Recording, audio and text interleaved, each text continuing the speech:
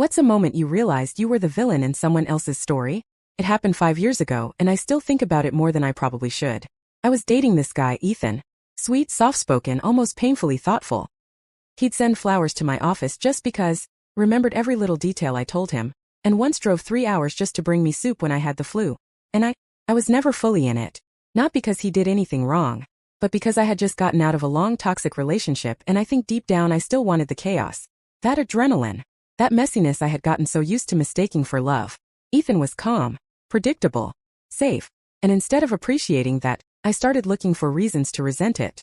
I'd roll my eyes at his long good morning texts, snap at him for checking in during a busy day, and joke to my friends that he was too available. Looking back, I think I was trying to convince myself he wasn't enough, when the truth was I wasn't ready to be loved the way he loved me. The breaking point came on his birthday. He'd planned this quiet dinner at a little Italian place we both liked. He'd made reservations a month in advance. Got there early. Even wore the sweater I once said made him look handsome. And I showed up 20 minutes late, distracted, scrolling through my phone when I sat down. He smiled anyway, tried to brush it off, handed me a small box. Inside was a necklace, simple gold with a tiny book charm. I was a writer. He remembered that. Of course he did. And I didn't get him anything.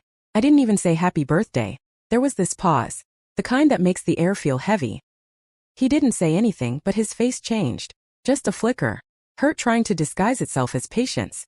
We made it through dinner barely talking. And the next morning I ended it. Over text. I told myself it was better this way, that I was saving him from more disappointment, that he deserved someone who could love him back the way he loved. But the truth is, I didn't have the courage to face what I'd done. 2 years later, I ran into his sister at a bookstore. We made awkward small talk, and then she looked at me and said, "You really messed him up." You know, I didn't have a comeback. What could I say? She wasn't wrong.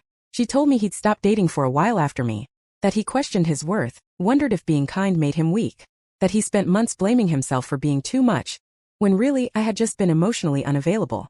That was the moment it hit me. In his story, I wasn't the one who got away. I was the one who hurt him. I was the villain. I wanted to defend myself. Say, I didn't mean to, or I was going through something, but all of that would have been about me again. So I just nodded and said, "Yeah, I know." Sometimes I wonder if he's happy now, if he found someone who sees what I couldn't.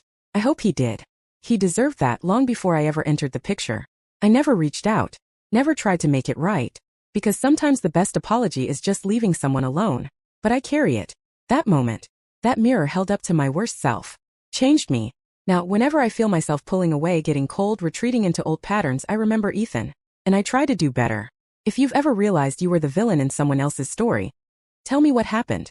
I'm listening.